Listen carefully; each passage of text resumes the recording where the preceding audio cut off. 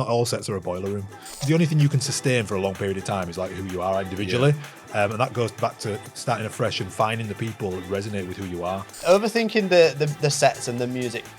In the early stages, it's like, you don't need to overthink that too much. Like, just have fun and mix some tunes and don't go too granular with what you're mixing. I think we are in the sort of days where like niche really does win. As a new DJ, you've got to love playing to 20 people and not look at it as like, oh, I deserve a bigger crowd than this. This is boring.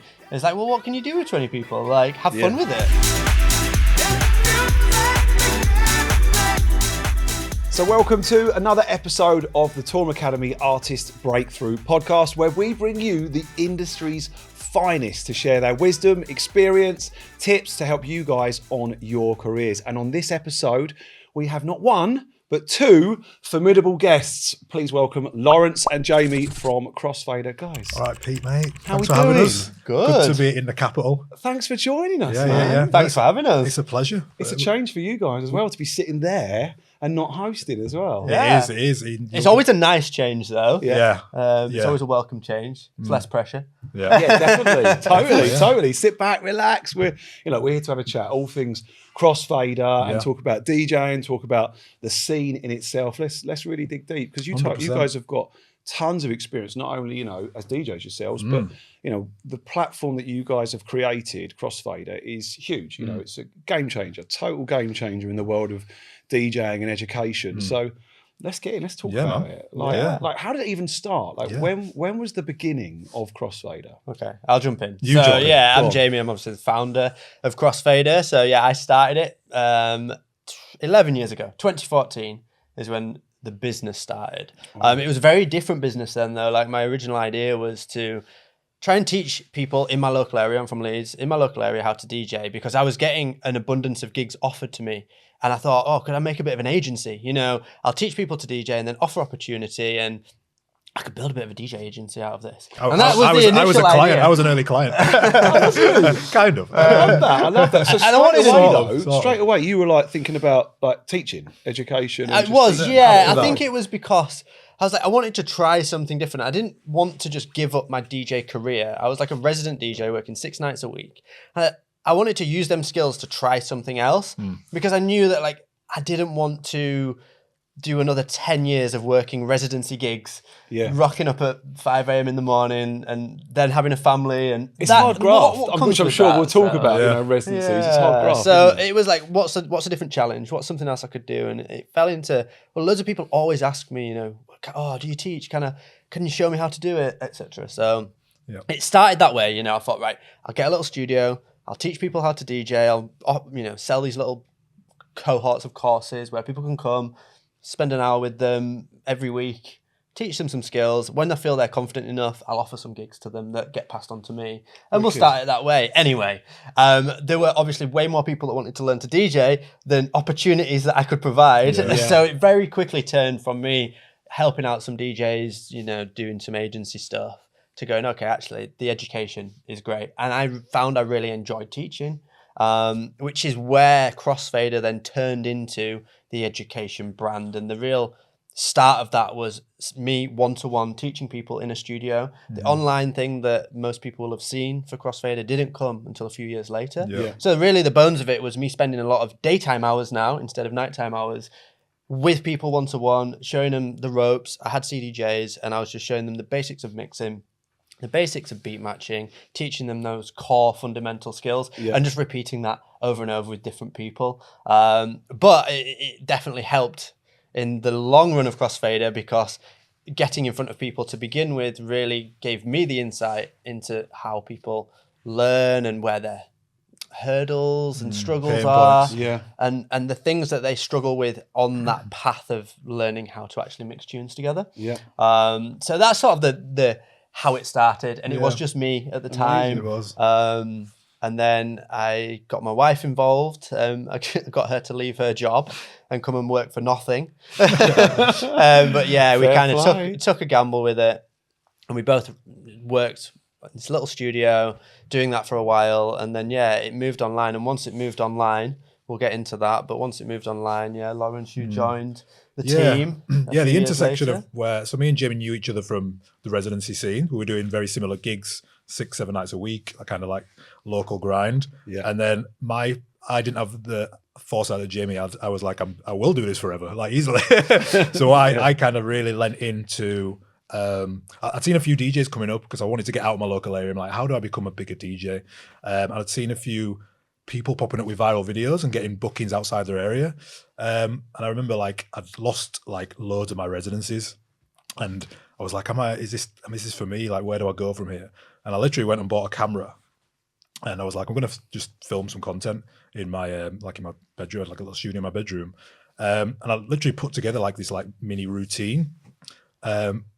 Set up a Facebook page, uploaded it, went to bed, woke up the next morning, it had like 50,000 views. I didn't know what viral meant at the time was. Yeah. Like it wasn't really a thing. It was very new, especially You were like really on it in the early days of like content and that really like pushing things. Yeah, That's 100%. really And it right was at the like beginning. Facebook days. So then I did another one and that did like 100,000 views. And all of a sudden I'm like, what's going on here? And then started getting contacted from clubs outside my area and agencies and management and things like that. So it was like, it started to really sort of take off at that point. So I built a bit of a decent name as like, it was like mashups. It's sort of a mashup DJ, sort of doing quick routines, and people would come to the clubs to watch me do a routine on like the decks. And it built from there, and I just traveled the world and did my own events in like Zante, Ibiza, Malia. But it was at that point where I had the foresight of like, I actually wasn't really enjoying it like I thought I would do. Like the young family, the traveling, you're always on your own. Late nights, flying back in the morning after just DJing for That's so night. interesting you say that. And I think we'll probably talk about this a bit later. So I just remember being on a plane and Jamie, he must have been a couple of years into Crossfader, and I'd actually done some freelance stuff before. So it's interesting that you said about you getting a camera and making content, because there was this intersection in the DJ industry where basically it went from being just an audio experience where people listened to mixes to then video became a medium where DJs could express themselves, share what they were doing, and almost like show off. It was like a way to showcase your skills beyond just your mixing skills on an auditory basis. So definitely. At that point, that's where I was doing a lot of this stuff. You were doing a lot of that stuff, and the video mixes, the little short clips of cool routines was really starting to take off. And it was like pre-Instagram, wasn't it?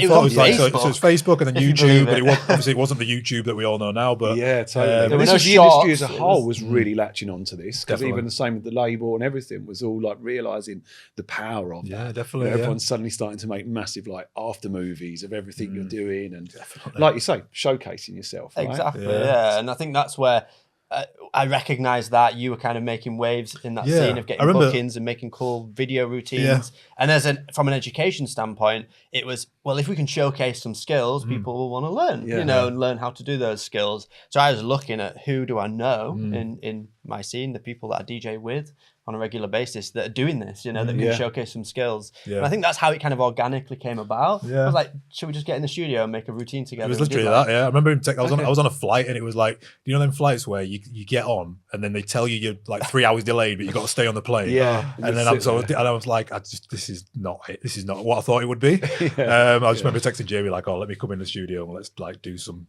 stuff. And that was like the start of it, really. I did some like freelance stuff for maybe a year or something like that. And then it sort of organically grew into me sort of slowing down my own DJ career, and then seeing Crossfader and just being like, right, let's go all in. Let's just go all in. We still can't get him to fully give up on DJ. No, I will. Like, I still love it. Once a DJ, honestly, I still love it. It gets the freshest week. Like, you're taking on gigs. I'm doing a few bits. It doesn't stop the work at Crossfader. No. I'm not saying it for that. It's a thing, isn't it? It's a passion, It's hard to get the buzz anywhere else. Yeah, once you've experienced it.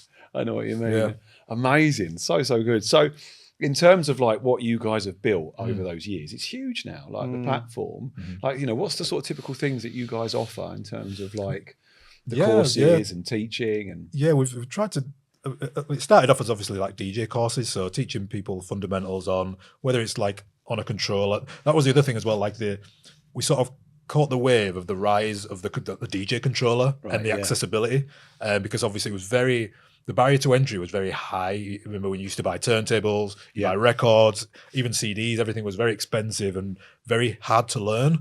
So we've sort of hit the intersection of controllers being more commonly used and being more accessible, downloading software, early days of like DJ pools and things like that, and having access to millions of songs. So it kind of like we sort of caught the intersection of that wave, and sort of like lent into it. And we had a lot of pushback, well, especially Jamie in the early days of like trying to teach people on new technology, because there's obviously even now there's still a section of the industry that will push back against everything. You need to learn on vinyl, you need to do this, you need to do this. This is not real DJing. Oh yes. So we had to cut through all that noise in the initial phase, and it's still going. It was brutal at the start. Putting yourself really online, saying, "Hey, learn on this DDJ SB. Here's how to scratch on a controller." And people are like, "This is just a joke," right? And it was really, you had to just kind of put the blinders on and go, this is going to be the future. And obviously the consumer market is growing massively of the interest in DJing because of the accessibility. But in those early days, there was so much really interesting negativity around the technology. That's what we see online in general, right? It's still there to this day, doesn't it? Everyone has a voice. People that felt like they might not have had a voice. And there's a lot of critique, a lot of judgment, and I think DJs, artists are going to feel that and sense that. But you two had like a vision and were like, we've got to keep going. We've got to keep pushing I think while through all this. of the DJs were really focused on the careers, like we were saying, we started to look at, learning all the different softwares that are out there. So Recordbox at the time, when we started making a lot of the content and building the machine that that Crossfader delivers, Recordbox was just an export mode. There was no DJ controller that plugged into Recordbox. It was at that time where Serato was like pretty game changing, and pretty forward thinking. Tractor was big at the time as well, and we kind of took the initiative to go, I'm going to learn these softwares. I want to understand them, understand what the potential is from a creative standpoint with the software. And I think by putting the energy into that, we rode that wave of the technology just grew with the industry. But we followed that technology and thought, how could we implement these technological advancements into the creative aspect of DJing beyond just what 2C DJs can do and the mixing capabilities of CDJs at the time. So that is what ultimately allowed us to grow the platform and the reach, is because at the time we were the only people really shouting about and promoting, hey, these DJ controllers are really cool tools to do some awesome stuff with, because we were just doing the mixes and using all the intricate performance pad modes and effects that they brought with them. And I think that really helped Crossfader establish itself in those early days as a bit of a leading brand in the technology and education sector of the DJ industry. And with technology creates a hurdle. So a lot of people understand they want to learn to DJ, they want to learn music, but now they also need to learn technology. And that is what then we found. It wasn't the plan at the start, but we found that people needed to learn that alongside the mixing and beat matching and EQing. All the other fundamentals. All the other things. I've got to now import music, and I've got to be able to like set hot cues and loops and save things and manage music libraries. So that was a whole other aspect of the education, which bolted onto the actual mixing skills, which ultimately allowed us to make what we do now is sell education across many different DJ controllers, genres, software. And as it's evolved, trying to like close that wheel of like, okay, you know the technology, you've learned to DJ. What's beyond that? What's the opportunity, and how do you market yourselves? It's obviously like such a big thing when you've hosted your own events and people will come and watch a Toolroom event and want to know how you get a leg up in the industry, how you get an opportunity, how do you market yourselves. And again, just like the technology, it's a totally different skill. Totally. And it's interesting when you go through like your career of a DJ, like you don't understand you're sort of learning and picking up things along the way, and then all of a sudden you've got all this knowledge when you actually step back and think about it. It's like, oh yeah, you can do this, or you can try this. So we try and lean into, again, helping people with opportunities, helping people market themselves, social media, and try to get the whole 360 of like what it is to be like a modern DJ, because the popularity is insane now. Like it's actually it's insane. huge, isn't it? The scene itself now is absolutely massive. The way it's crossed over to such a wider global audience. And what you're saying there as well, it counts for so much, doesn't it? The actual experience, though, the real experience of DJing and that knowledge that you guys have built up from back in the day of the actual grassroots graft of it as well. Like, let's dive into a bit of that. Let's dive into some like thoughts on DJing in general, right? And not just teaching it from the sort of technical side of things. Like, what do you think when people are coming into DJ and they want to learn how to DJ? What do you think are some of the most common struggles that people hit, like especially in those early parts of learning to DJ? What is it, people that you guys have worked with and taught, what are the most common things that you find they struggle with at the beginning? People overthink their playlists and the music to begin with. They think there's like a perfect playlist they have to nail down. I think DJing is a thing. You tick a thing and you are one. You know, there's like 5 boxes to tick. If you tick them all, then I'm a DJ. Yeah. You know, definitely overthinking the sets and the music. In the early stages, it's like you don't need to overthink that too much. Like just have fun and mix some tunes and don't go too granular with what you're mixing. I think as well, just now with technology comes the struggle, that the reliance on technology. So we do find that a lot of beginner DJs, because they buy an entry-level controller that does 20 different things, they want to use all 20 different features to begin with, which detracts from that core essence of being able to blend tunes in key, in phrase with each other, nicely beat matched, and be in control of the music. Sort of run before you can walk. A little bit, You have to watch a Fred Again Boiler Room, and it'd be like, right, how do I do all this stuff? Like, you know, it's like, and then you know, equipment will come out that will allow you to do that, but they haven't nailed the basics. It's so similar to music production in a way, though, really, isn't it? As well, because I think people do that and they just see a track coming out on Toolroom, you know, a Mark Knight track, and it's like, I want to make that. And we find that, you know, they come with the courses and we're like, there's a hell of a lot to learn. And years of practice, isn't there, to get there? But people always focus on the end goal as being one thing and don't realize that there are building blocks. Just like music production, a song is made up of different parts. You know, with your drums, you got to learn how to write drums, but also how to write a melody and how melodies interact with bass lines and chord progressions and all these different parts of a song are what make up the final product. But people, when they start out on a journey, they see the final product and they think there's like one step or many steps in a linear line to get there. And it's the same with DJing. Like, there's this, okay, my end goal, I just want to be DJing in clubs and mixing my favorite tunes, but there's a lot of components that make a solid DJ. We've spoken about the technical stuff, but then there's also the understanding of just putting the hours in, playing to people and feeding back off people. And I mean, that's something we struggle with as an online educator. Like, you can't teach that. We can give advice, but there's something to be said about just getting out there, putting the hours in, saying yes to the gigs.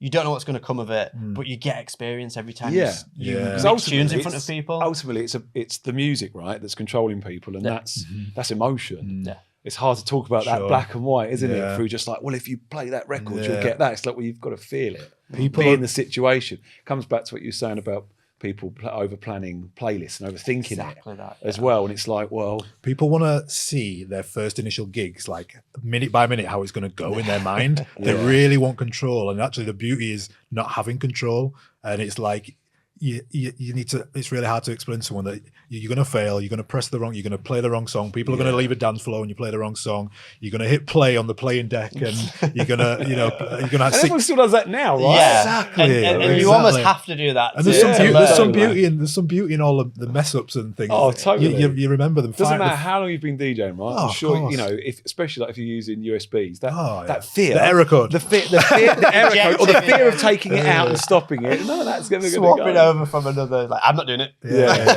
Do you think there is still that element of like when you guys started out, like the hustle and the graft of residencies? You know, it was the same for me going back in the 90s, playing bars to like 2 people on a Tuesday night. You know, and then like 5 people in this bar. Yes, but I also think that people don't understand that happens to big DJs as well. Like people think that once you've got to a million players on Spotify, that every gig they go to is just packed out with thousands and thousands of people. And we've had many guests on our podcast, which just isn't true. They're traveling around North America to these random nook and cranny places, and sometimes there'll be 20 people, sometimes there'll be 20,000. You just don't see that on Instagram. You don't. Exactly. You only see the big gigs. The odd one that does share it, don't they? Occasionally someone will go, and you'll follow. Do you know what? You'll trust them.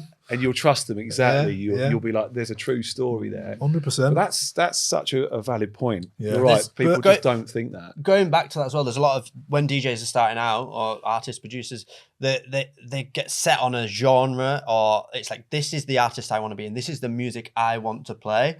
And they miss out on so much opportunity where they could say yes and gain experience on stuff where it isn't the stuff they want to play, right? But there's something else to take from that. Yeah, it's not your end goal, but it's part of the journey. And if you don't say yes to those opportunities of playing in the bar for a few people or playing at a friend's party, all the music you hate, Like Yeah. there's so many things you think I'm going to do this, but not because it's my end goal. It's because it's a step to me learning more about this industry that I want to be in. And so it's going back to that idea of that end goal is not just one step away. 100%. I Do you mentioned think that's the exact same now then as it was back in the day? Because that's how it was then, right? it was, The gigs you guys were taking at the start and to get those residencies and multi-genre. Some people I think cannot even see that still exists now. A lot of people used to make aliases for themselves. Yeah. Do you know, where they could lean into like just being like an open format DJ on a weekend, and then their artist page is just like house, you know.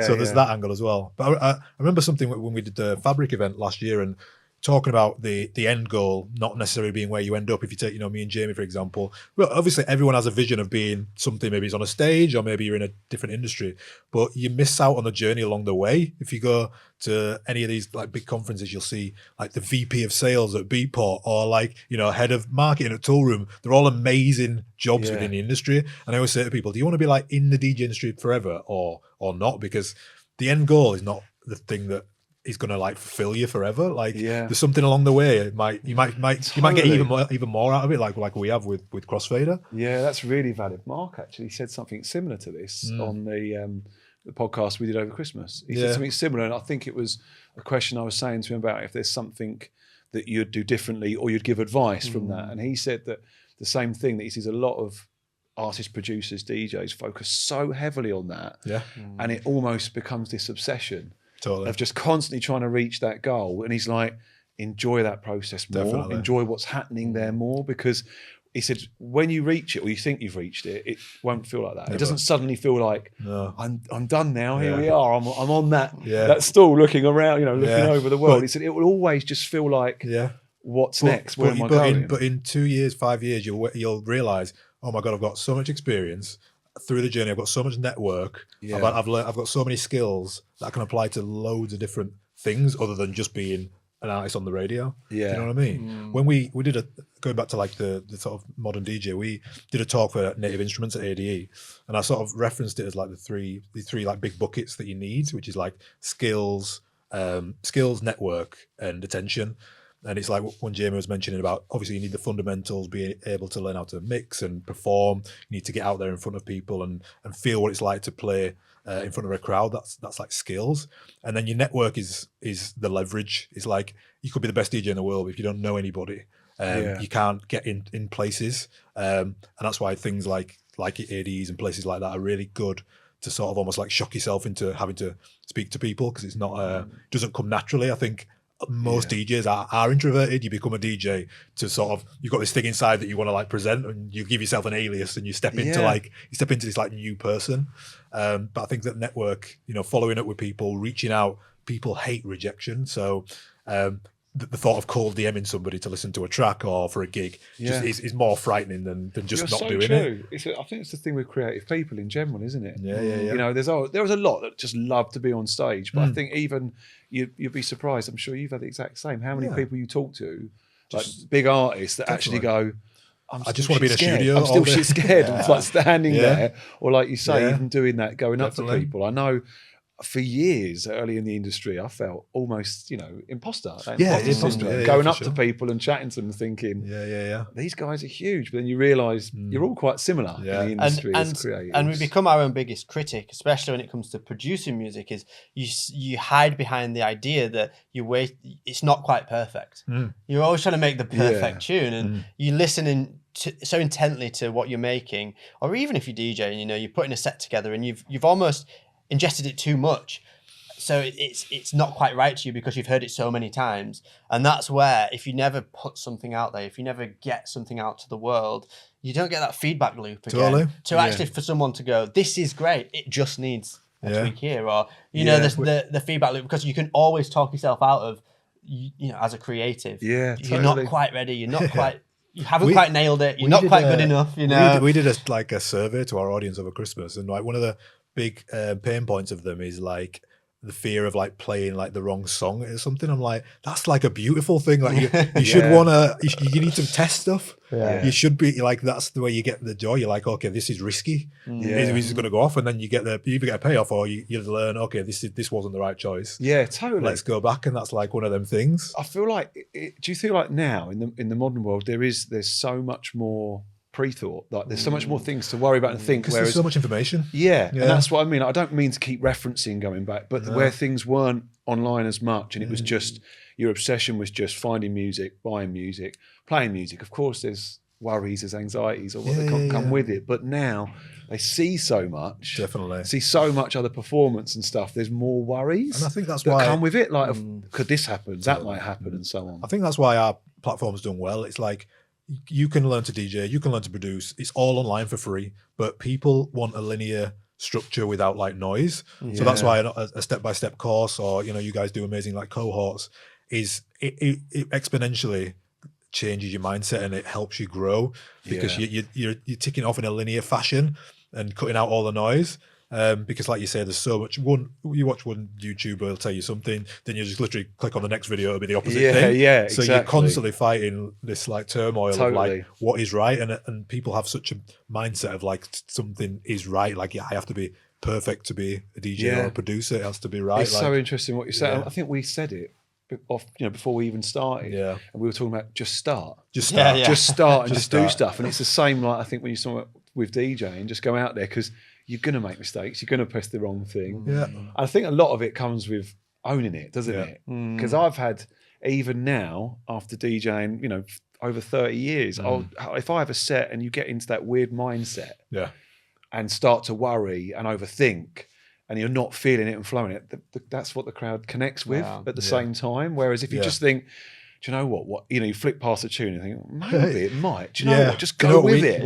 Just go with it. We had a sell on our podcast, and she put it great. She was like, people will come up to me before a set and they'll be like, "Oh, what are you playing? What are you playing?" And she'll go, "I don't know." And I'm like, that's a good thing. And that is beautiful. That is almost how it should be. Yeah, especially with like DJ sets. That is wicked. That's a really But good again, point. going back to like overthinking that set and what you're going to play, one of the hurdles a lot of people starting out as DJs, we've had people really overthinking what genre music. Oh, that's a is. big one. So, okay, it's a house song, but is it this style? They're like, which subcategory of house is it? Yeah. I'm like, well, who else is looking at your music library? Like, it doesn't matter. Yeah. Name it whatever you want. As long as you know where that song is in your library, like, you don't need to worry about it being the right label, the right, thing that you've named it. Just, I've got playlists and crates that are like called bangers or warm up weird, this, that, the other, as long as I understand it, that's fine. And it allows you to navigate through your music library in the way that works for you. Totally. But you get people that focus so heavily on that, they're not actually mixing, they're not practicing, they're not, getting out there and,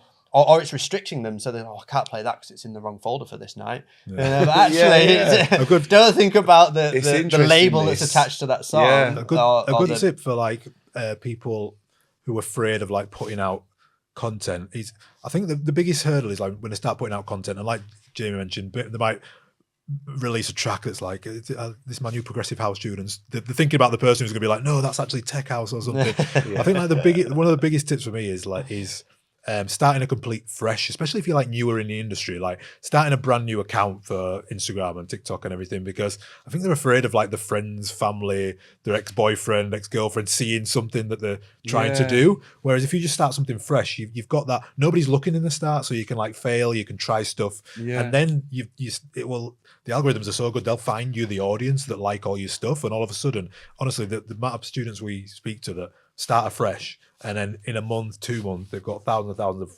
real followers, not like, your mum's liking it on this page and stuff. So that would be something I would definitely think about if you're in that kind of like phase of trying to start something new, or you've just like hit a bit of a wall with like reach or content, and honestly just start afresh and you'll be like, it's really refreshing, and the mindset as well, just knowing that's what I was going to say, because I think that would then give them more creative freedom, that it's like fully cutting away from it. What's really interesting is you guys don't talk, or you're not concerned or worried about like numbers and stuff at this point, because what we get a lot with producers, even if they're just still like a Belgian producer and they've built up something, they're afraid to do that, to walk away from that. And we often have conversations and say, well, the thing is, like, what are we talking here? Are we talking tens of thousands, hundreds of thousands? Are we talking a small? I think don't be afraid to do that, because sometimes it is refreshing, isn't it, totally. to do with the mindset. And I've worked with producers, artists that have done that. They've totally changed their whole sound and gone,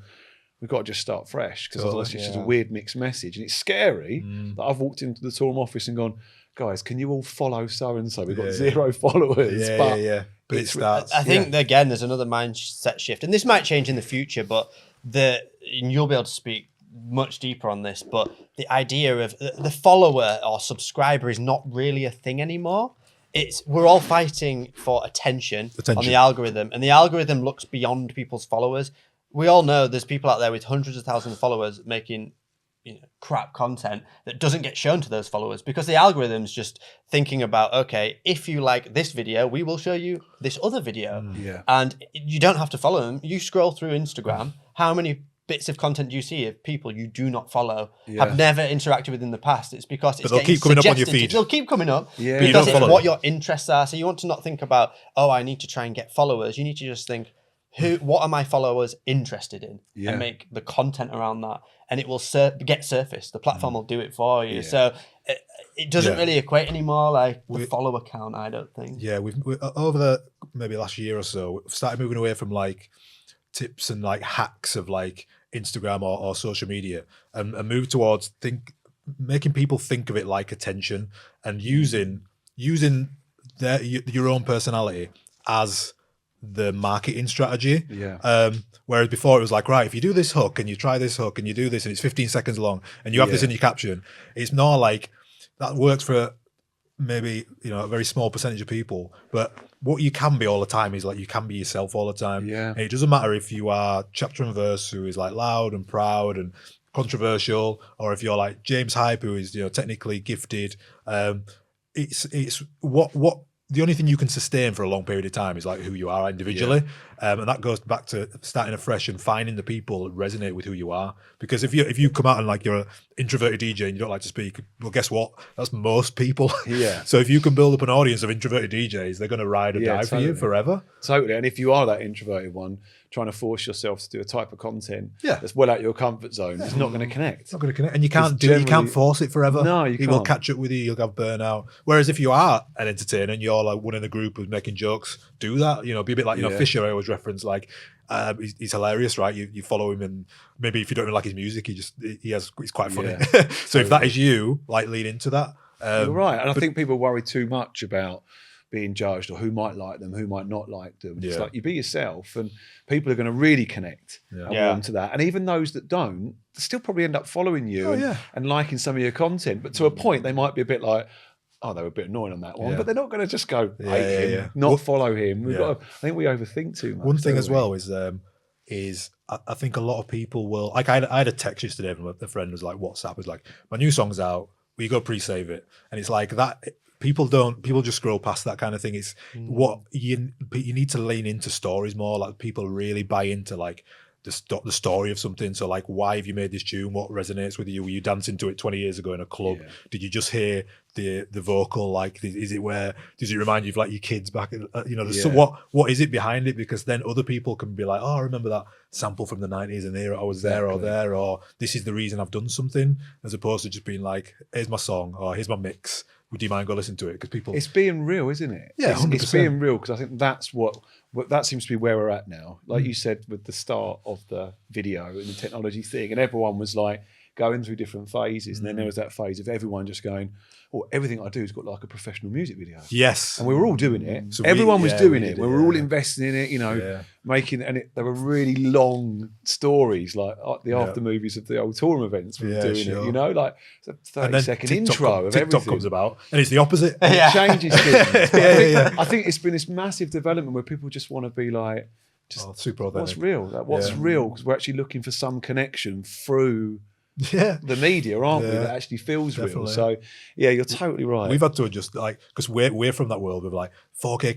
cameras. We've got a video editor as like unbelievable transitions and all this kind of thing, and then you'll record some tip on your phone and it'll do like 1 million views, whereas the other one does like 1,000, and you're like, Yeah, totally. Like if you would imagine doing this 10 years ago, you would have tried to. It would have been so much more polished and not just 100%. talking freely about Definitely. stuff. It's interesting how those trends have changed. But yeah, you're right. It is very much about being yourself and sharing your real story. Which you can do forever. You can do that all the time. James Ibe's a great example. I sort of talk about it a lot, but it's very easy because I know that everybody knows him and follows him.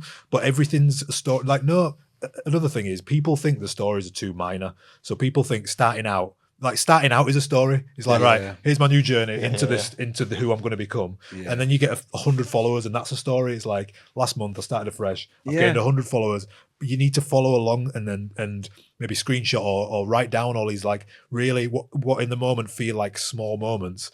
But 2 years later, like James Hype does, we'll throw back to a club shot of him DJing to nobody, and now you're in Ibiza. Rather than starting and trying to make it look like you're totally famous, like that fake shot where you're next to a washing machine, like flying somewhere.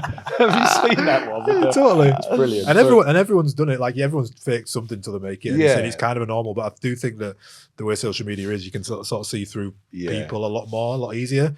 But I do think that people need to get used to just telling their story, and it should be people that like talk about themselves, but it is something you can do for long term because it's your journey, and no story is too small to sort of document and tell people. Yeah, I hear. And you don't have to be passionate about like being extrovert. You don't have to figure out who you are as this like puppet to the world. Yeah, you figuring it out as you go. You're figuring it out as you go, but we've spoken about this introvert, extrovert, and it's like even if you are an introvert and you think, the camera, I can't do the camera, I can't document this stuff because I don't even want to be on camera, but you can document what you are creating, what your output. You don't even have to put your face on camera, but if you still document your process and what you're doing, and like a series of images, exactly, just really capturing like what it is you're passionate about. You might be really passionate about the engineering side of the music production process. Document that, like talk about it, or just show behind the scenes of that. Or maybe you don't have a clue about engineering, but you just love like experimenting with instruments or trying to introduce world sounds from around the world into your music. Like that can be a little niche that you just document. And I think it's finding where that passion is and going, I don't need to suddenly turn the camera around and talk to the camera. That's not really the end goal. It's just finding where the passion is and documenting it in whatever shape or form feels natural to you. You even see that with the bigger artists now. I talk about like Kolsch as an artist through those years as he was really like taking off and blowing off. It was still just photography and simple words, which is his passion. His passion is that in that space is photography, art, design, and it was very like cinematic style photos, black and white and mysterious. That was his voice. And he's not someone that wants to talk loads on camera, And they've built a brand then around that, and it starts to become recognizable. So that when they do more and more of that, it's people buy into that and they follow that and they understand when they see the next bit of content, whether it is an extension of creating music, mixing music, it might be artistic in a different way, but it all attaches and builds that personal brand around what you do and our output. You might also want to look at it as like is what we do is like a value proposition. Is so it's like what have you learned along the way that can help other people is always a good one. So you might be great at like track IDs and really like digging deep on different websites to find certain tracks. It's like, okay, the top 5 tracks I've found this week. You might be really into engineering. You might find like plugins for free plugins that you've downloaded. Find this sample and you can offer that to like an audience or a crowd or something. Or you might be into DJ techniques and you might be able to show how you've done the technique. And it's like what you want to sort of get in the mindset of is like try and like give and then sell. So like what I mentioned before, like pre-save my track, it's all well and good as long as you've sort of give somebody something along the way to that's one thing we do at Crossfader is like we'll give away so much free education. And like now and again, we'll be like, "Do you want to buy a course?" And it's like people are like, "Oh yeah, well you've done so much for me." I think that's amazing advice. You're totally right. Like, what can you offer? What can you offer to the scene? And it's important in itself, isn't it? As well, like contributing. But everyone does. Everyone has something they're passionate about or knows a lot about. Definitely. Yeah, that's really good bit of advice. So before we continue, if you're watching this podcast, you're probably a dance music producer trying to break through. And that's exactly why we created the Toolroom Academy Production Certificate course. It's an online program that certainly changed the game in house music education. Over 3 months, we write a track together to a professional level. You receive professional A&R feedback and technical feedback along the way every single week, and you'll join a really supportive, genuine community of like-minded producers as well. Our students have gone on to get signed to labels like Toolroom, Armada, Spinning, Nervous, Solid Grooves. They've started DJing in boiler rooms and touring internationally. If that sounds like the next step for you, check out toolroomacademy.com for more info. So like bedroom DJs, people they're learning, they're starting to, learn the technology they're using, they're starting to get good at beat matching and just building a sound, their style. What do you think are like some of the things they really struggle with when they're trying to get out and actually starting to get those first gigs? And like, is it thinking too big? Is it like struggling even just getting out locally? Is it just that, how do I even start talking to promoters and stuff to actually get out there and get gigs? Do you know what? There's a lot of people that come to us and say, I think I'm at that stage that you've just described, but there's nothing in my area. They might be in some state in the US that only has like one bar in their local area. And there's not actually much opportunity on their doorstep to go out there and do what they love. So I think there's, thankfully to the world that we live in, that's where you say, well, can you get online? Can you live stream just to get some experience? Yeah. And, you can start to build a bit of a following and get some experience in that semi-live way, doing a live stream. Like that's a step for that person. And then they can look a bit further afield and kind of try and, get in the right circles of the events and spaces that could have opportunities for me beyond just my real small local area. Yeah. So that's one of the things we'll say.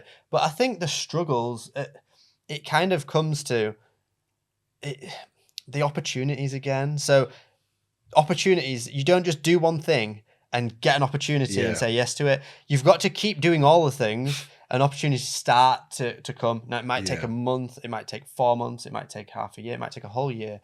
But you've got to keep doing the things and not get put down by the fact that, I've made all these mixes, I've done all this stuff, I've finished this tune, it's got signed to this random label, but I still haven't got a DJ set anywhere. Like, you've got to keep doing the things and creating the stories and the consistency. We're at a really interesting time of like the modern DJ because it means so many things now. It used to be very linear path. It used to be a club DJ or it used to be like a festival DJ. And now there's so many opportunities. You've got your DJ producer, you've got your influencer DJ who can just make content online, get brand deals, work with brands, do like pop-up events and things like that. And you've got DJs who just make content. You've got DJs who are going to do your residencies and go in restaurants and bars and clubs. And so there's so many and wedding and events is like a huge space, which is like a totally different animal. Like it's two different skills, being a wedding and events DJ and a club DJ. You need to be good on the mic. You need to be able to work with clients and deliver on an event and the whole setup, having the whole mobile knowing setup is speakers, knowing how to fix something on the spot. There's so many areas which is great, and it shows the industry is expanding. But it's where do you want to lean into where you want to be, and there is so many opportunity, which then becomes a problem of so wide. There's mass market now, and there's a lot of people trying to do the same thing. So it's trying to lean in and not be led by something you don't want to do either. Not being attracted by the shiny thing. If you want to be like an event DJ, but you're like, but that's not cool, and I want to be like somebody on stage, but you want to do events, and you into technology, you into speakers. It's like that pays really well. do that. Don't be afraid to do it as well. I think like you're saying about the narrow-minded thing, you feel like you've honed your craft and you're a confident DJ, but then there might only be a handful of opportunities across an entire year within a 50-mile radius of where you live that caters to that very specific niche or sound that you're trying to push and be. So it's widening your field of view and going, well, what is on my doorstep? What are the initial opportunities that I could experience and learn from and gain from? and start down. Just start. Just say yes to a few things and see where it takes you. Yeah, because you could do a few turns here and there, but you're still moving forward towards somewhere. You never know who's at different venues, gigs, events. Who knows who? Yeah. And it is usually you do one thing, and there's somebody there that enjoys what you did. Yeah. Oh, will you come and do my wedding or something? You're like, well, if you think about the link up with you two as well, where it originally started back on that scene, and then actually going, hey, we can work together for something else. So there's also like very tactical struggles of bedroom DJs coming out. There's very much like I mentioned before, that they're trying to really envision everything that can go wrong and really fix it, which you can prevent. So it's like obviously you want your music library and your music folder. We always say like have 3 times more music than you think you're going to need. Yeah, you can't be like, okay, I'm DJing for 2 hours, right? I've just got 2 hours worth of music. Like, not really how it works. So you need to really be open-minded about the sort of music library that you're building. Be prepared to be versatile. Oh, right? Absolutely. Because if something's not working, you've got to switch it up. Yeah, absolutely. Exactly. Yeah, there's that. There's when you're sort of in the mix and in the set, is like getting your head up and looking at people, and I've just played this song, are they reacting to it? There's a group of people sat over there, there's somebody stood over there. What are they wanting, and being able to be reactive? And it comes obviously over time, but there's some sort of very tactical things that you can do before you get there, which I think a lot of nerves are built out of like uncertainty, aren't they? So if you can alleviate, okay, I've got loads of music, I've got all my hot cues set up, I've got great like folder structure. I know the time of arrival. I've spoke to the manager of the venue of like, okay, what's the clientele? Is it like 18-year-olds or is it like 30-year-olds? I know I've spoke to like the resident DJ there usually, what he or she plays at peak times, what do you play at leaving time, etc.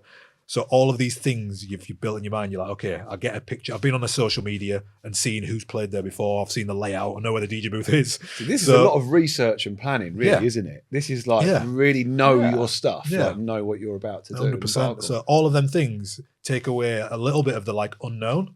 So you can just be walking in a bit free and be like, okay, all of these things are ticked off. Obviously, the unknown is beyond me, but all of these things I've researched, and I sort of know the vibe, and in my head I picture it a little bit better than I did before. Do you think there's a lot of new DJs that just rock up and think this is what I'm going to play? Yeah. Yes. Regardless of like and not even realise like not even new DJs. Like, let's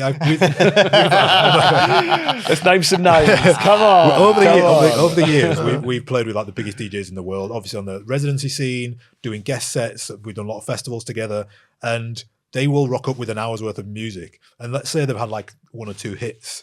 It's like they'll play the hit, and then they don't have the background of being a DJ, knowing what to play when to sustain an hour. So it's like you come in, you hear the famous track. And it's like, okay, well, everyone's leaving. It's like, how do you hold them beyond that? So it's not even just new DJs that can benefit from a better music catalogue, from being in and out and in venues and watching people on social media and watching DJ sets and really digging into track lists and things like that. It's not just beginner DJs. It's like literally people who are doing millions and millions of streams. I won't name names. Yeah, totally. I get you. And I think it's that deeper connection, isn't it? Of like, have you even come from that clubbing background of being on the dance floor and genuinely like really feeling a set and feeling the music and rock? Because I think some DJs, people come into it and don't even understand that. Yes. That's what you're doing. You're doing the connection, right, to the floor. And if you can't adjust, if you can't connect, if you can't feel that, that's when you can get in that really dangerous territory, like you said, of people just walking not off. Not all sets are a boiler room. I think that's a good one. That's not all sets are a boiler room, and all the clips you see of like you scrolling and like James Hype's got this drop here and then Fisher's got this drop here. Like it's not like that. Like I went to Ibiza this year and we go to all the super clubs and you'll have moments where it's like euphoria. And then there's just moments of 20 minutes of good music where people are just grooving, their phones are away. And the DJ needs to not panic and think, because I haven't got this big build-up mental drop at all moments in my set, they need to not panic and think, okay, I haven't got that at all times, I'm losing the crowd. It's understanding that nuance of the crowd's engaged even at the points in the set that maybe are a bit more groovy, that, it's creating that experience that isn't always just the peak. Yeah. Whereas I suppose new Understanding the DJs are experience, seeing yeah. this online, Exactly. just Think all the everything's huge the beat. moments, Yeah. and then go in there and just try and do a set. I've definitely done that in the Sure, past. yeah. As a younger DJ, just gone and just think you've got to play big record after big record after And you big need record. drop, peak, energy, and actually you run out of energy, and then the crowd runs out of energy. So you've got to take control of that and take the set back down and control both the up and the down of the set. And if you're in control of being able to take the crowd back down, then you've got somewhere to take them again. Yeah. And I think that's where new DJs in the club will not recognize that, and they'll try to go up until they lose them, and then they've lost control. Yeah. And now they're panicking and they're scrapping around going, I need to bring them back up again, but I've just played all my and then once you go in that panic mode, totally. I've done that a few times where, been doing old school sets and stuff as an old person now, and sometimes you've had DJs before and it's just they've played 20 massive hits, and I've stood there and just been like, shall I reset? Yeah. And it's a big gamble, and you watch the floor just a bit, and rather than just coming in with a huge record, go, right, I'll go middle ground and then try and go down, but then 45 minutes in, an hour in, you've got them back by just doing your own thing and building. Do you think that's something that you'd give as advice? We used to. A good metric would be like 2 for them, 1 for you. So it's like you're playing 2 tracks that they know it's going to go pretty well, and then you're experimenting with one that you love, like a track you just found. Maybe it's like an old school one, or maybe it's like a brand new one, and you can sort of get into a bit of a rhythm like that. So you're sort of letting the dance floor breathe.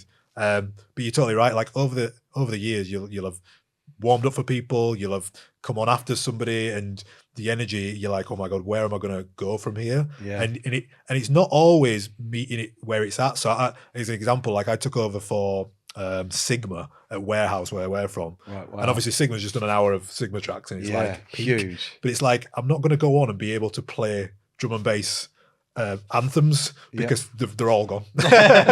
So where do you sort of take it, and you got to totally shift it and end up going into sort of more like garage and using samples to sort of transition. But you sort of learn that over the years. But it is a good tip to go and just go and watch DJs, go and watch and figure out and see what different DJs play at different times, especially in your local area. Like, and if you're coming on before or after, go and watch what the DJ's doing before. Don't just turn up and be like, I've got these tunes, because you don't know what he or she has played. Do you think that's just get in the club, quite a chunk before you play and just vibe? You need to settle into the atmosphere you're about to control.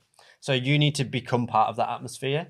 It's like anything. It's like you've got to warm into the experience that you're about to be part of. I think it's like anything. If you're going to go do a workout, you don't just go to the gym and go 100. Like you're meant to warm up, right? And then you go into the workout. I think I have to spend as much time stretching out nowadays. Yeah, I'm going to get an injury. It's the same thing to think about. It's just a metaphor to think about. It's the same from a DJ's perspective. What do you guys think about big intros? Like personal opinion, like when a DJ comes in and does a whole like reset. I'm here. I'm a fan of that. I like it. I like it. I don't know if it's like my ego, because I used to do that. I used to do it. He's got to say that because loads of his sets online. Started out. I'm actually a fan. I think I had a great question actually when we did a panel at AD with Native Instruments.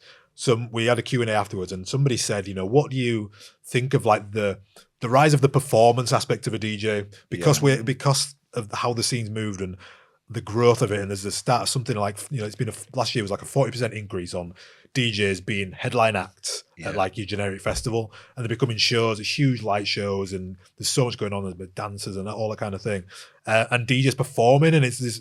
There's a very very split divide. Some people, if you see a DJ being performative, people, the comments are obviously like, this isn't DJing, don't do this, blah blah blah blah. But it does lean into like who you are again as a person. You don't have comfortable to, if you are like alive for the party on stage, Steve Aoki kind of energy. Like that's just who you are. But you're not going to be able to extrovert a little bit, And the extrovert might be the performer, and the introvert will stand behind their output through the music, and that's where this big intro you can not hide behind it, but stand behind that as your way of showcasing. You've got like who you are. Fortet Fred again. It's like two. Yeah, It's like that's a good one, you've got that's a like good one. two different. Yeah. But they're Playing still on the same stage. just playing on the same stage. It doesn't mean Fred again's on the stage on a mic. Yeah. And Fortet's just like, I'm going to drop a dubstep banger next stuff like to that. catch the crowd and get the attention. So the Yeah. attention can come in many ways, can't it? Just like being out in Ibiza this year, all the sort of big DJs have intros, and it's become part of it. It is a show, like it is. You're going into like a performance. People, especially at the top level, you're paying hundreds of pounds for tickets. You want to see something, and it's just, and I think it's just become like more normal now. Just for, you know, if you went to see a recording artist, Lady Gaga or something, it'd be very weird if she just came on and just started singing and with no like intro. Like if you go and see a performing act, it'd be really weird if they just came on and didn't even introduce It themselves. comes with the size of the artist. Of course. That's the Of thing, course. because this is the Yeah, of interesting course. thing, right? If you're a new DJ and you're coming out the bedroom taking opportunities, like where's that balance as well between when you're playing? So, for instance, if it's like, am I playing to really impress the promoter, the dance floor, or am I like trying to find that balance and go, well, this is kind of what's working with that DJ and it's still a bit early? Because you see a lot of that, don't you? You a do good see question. sometimes new DJs come on and just be like, and some of them have quite strong opinions about it. It's not that they don't, there's inexperience. They're like, no, I'm here to say, this is what I'm about. This is what I represent. And the tempo just goes woof, up in the music. Whereas another will come on and go, no, I'm going to try and... I think it's a really interesting balance. There's From space for both. There's Yeah. space for both. Like, and it's an interesting question because like a friend of ours, he's blown up. A guy called Joe LaBelle. He's a hip hop DJ, and I asked him. I was like, because he's made his whole thing is off clipped in the club, like doing transitions and getting the views and stuff. So I'm like, how much are you playing for clips, and how much are you playing for a crowd? Yeah, okay. And it's like it's interesting because he's thinking about that. So he's thinking about, right, what clips will go off on socials because that boosts my profile. Yeah. That I can do, and he sort of has this battle with playing to the crowd but also getting the attention. Yeah. And I think attention's king if you want to like really step out into the big wide world. But there is space for like both. I don't think you have to be like one extreme or the other. Yeah. You can do stuff that you know is gonna work well on social media, for example, and maybe start your set with like maybe like a mini routine or it's a looping thing or the biggest track that's out there. Like you can do that, or you can, like you say, if you're taking over after a high energy set, you might just have to start again and lead, like reset, you know? I always think, I mean, we just come from that background of the resident DJ and having to play to the audience or you lose them. They haven't paid to see you, they've paid to just be in the club and have a good time. Yeah, totally. So you're fighting for to ensure that they continue having a good time. And you've got maybe quite a diverse range of people there, and you've got to please different people with different tastes. So personally, it always comes back to audience first. Yeah. And then Maybe that's what they're everything missing. else Some people are missing that. You think about your own like career or your social media or whatever, and you're forgetting who is actually important. Yeah, totally. I mean, again, from my own experience, I've had more opportunities from warming up and doing a really good job than the artist afterwards and Respect. the promoter just going, that was perfect, and then bam, another booking for doing that. Whereas you could have warmed up and just gone a bit too much and taken it a bit too far, you know? Yeah. I think unless you've got a slam dunk hit and you have made a name for yourself as an artist and you're selling the tickets off the back of your name, I think you've got to shift your mindset and go, actually, who am I playing for here? Who is important? Because Who is the people important? aren't coming to see me particularly. Like, I've been booked for this event, but it wasn't me that brought all these people here. It was the other person on the lineup, or it was the great promoters that put on this awesome, they've got an awesome brand. People just trust the brand and they'll come regardless of the DJ that's on. So understanding and recognizing that and then doing a good job against that. So yes, if you've sold all the tickets, you're a big name, play what you want. Because people are coming to see it. If you haven't sold all the tickets, do a good job for the event, for the space, for the people, for the promoter.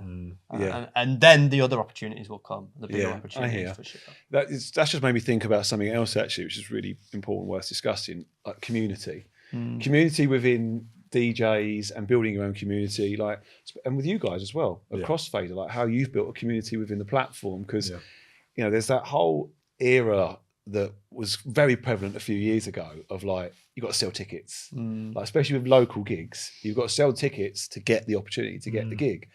And then there's DJs that I can remember locally that are like coming through and they've just bring in like 20, 30 mates. And that's quite a big deal. Decent. Like 20, 30 mates, they all sort of walk in with them and they light up the DJ, the dance floor or the DJ booth. That community is massive as well. But so there's a lot of different aspects to think about it, your own support, but also just like growth, the growth as a DJ and a network of people. It's a big thing, right? It's a huge thing. I definitely think having a solid group of mates that are going to come and support you is like, it's like a superpower at the early stages of your career. Yeah. It's exactly like you say, if you can bring just 20 people down, it can change the dance floor in those early moments because they're all just there. They're there to support you, you know, and it really can just make such a difference. But the community grows with you, I think. Beyond that, I think, as we mentioned, of like the sort of modern DJ being multifaceted, like I think we are in the sort of days where like niche really does win, and you don't have to sort of be like mass market thinking anymore. You can, if you really like, psy, trance, progressive house, you can really find a small group of people or even a big group of people that really, really love the specific thing that you love, as opposed to being like, I love house music. It's like you can really find groups, Discord, Reddit, really find passionate groups of people who love this really minute thing. And we talk a lot on our podcast of these YouTube communities that pop up in, like laundromats, or they'll pop up in a skate park or something, and they'll have a group of people around them. They'll have DJ sets, and they've got this community, and a lot of them are building like this community in real life, but then it's shared online. And what's happening is they're getting really popular, that they're able to travel that community in different. It's happening a lot in America, where you're able to travel this mini brand around to areas and sell tickets. So it starts with like in real life, 20 people around a DJ booth filming content, and over time that grows. You find your online audience, and then you're like, right, where is the audience? Well, then you can take it to them.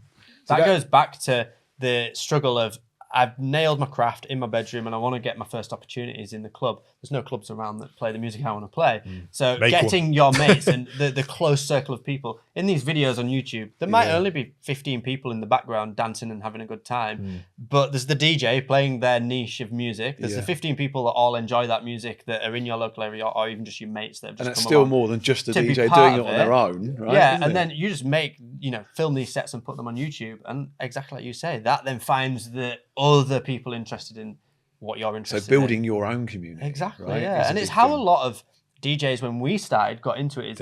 You threw your own parties and your own events, and you were a promoter as much as you were a DJ. A lot of the time, we both did, ran our own events for sure. back in the early days of our career, because they kind of go hand in hand.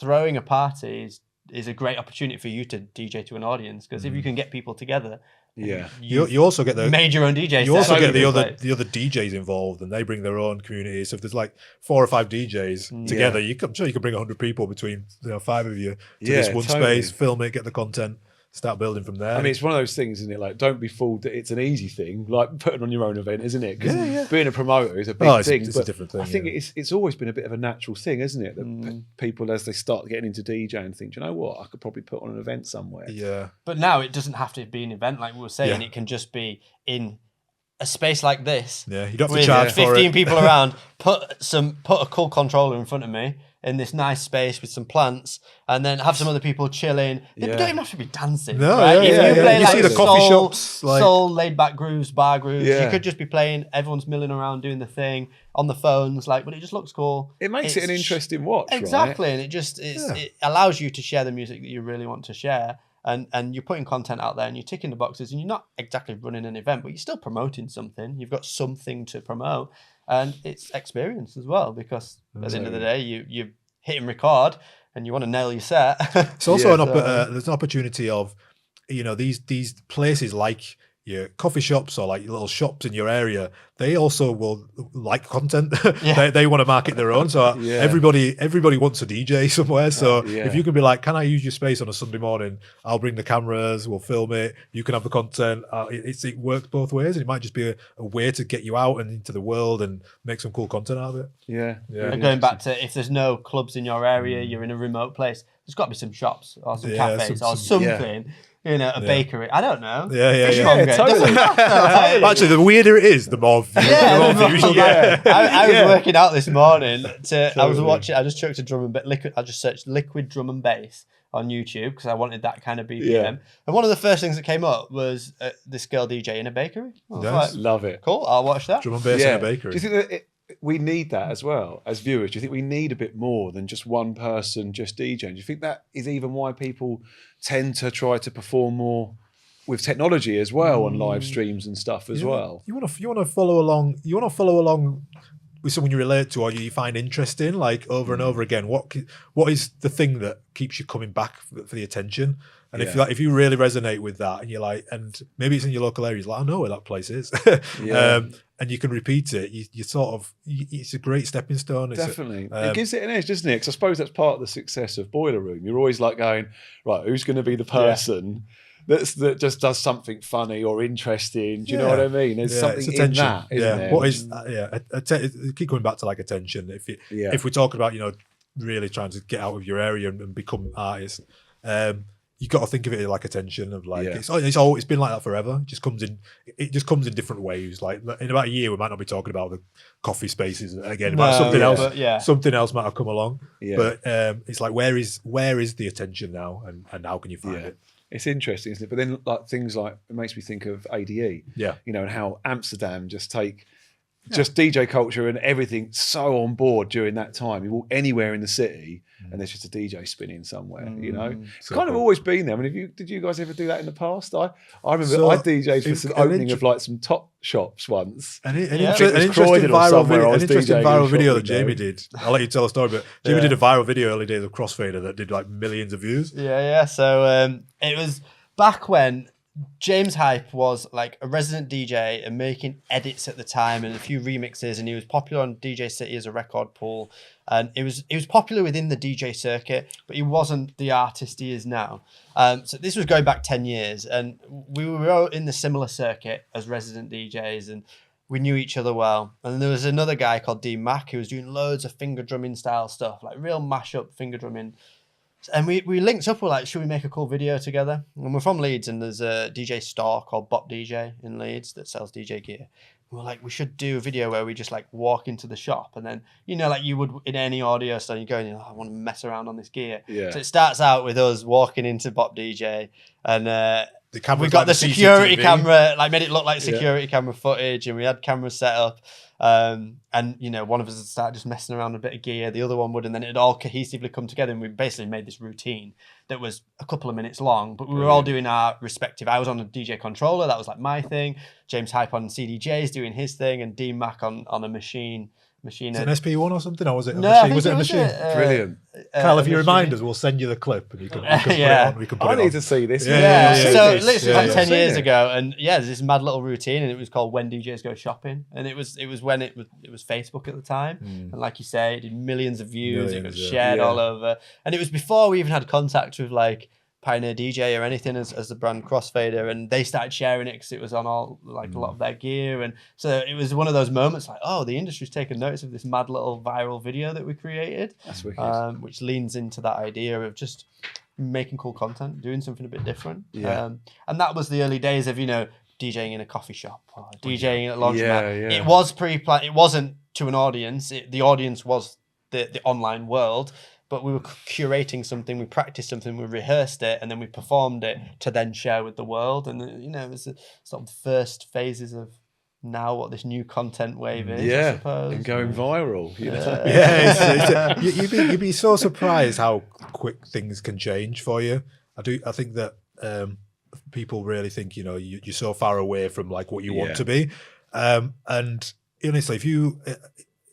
say just do the stuff, do the thing, start putting it out, because it only, like I said, we're going back to the top with my background, like it took me probably 3 videos for me to get, like, I think I was getting paid like maybe 200 quid for a residency. It took me 3 videos to then get paid 500 quid to go and DJ for an hour somewhere. Totally. Like literally 3 videos. And then beyond that, it was like, the fee went up, and then you're going abroad, you're selling your own tickets. And that was like a year, something like that. Yeah. So, and again, we speak to people on podcasts. Chapter and Verse Story is a great one. Literally started at 39. By 41, he was in Ushuaia. So it's right around the corner. Like, like image of like the diggers digging through and it's the goal's right there, but if you Stop just before. it's kind of that. You've got to keep going in consistency. 100%, yeah. Anything can change, can't it? Literally, it's just something so simple. And I've seen it with students through the academy, and it's like not even a specific track they've made. They did one video and shared a certain tip, and suddenly everyone was just going, wait, what? Wait, what? And they didn't even really think of that.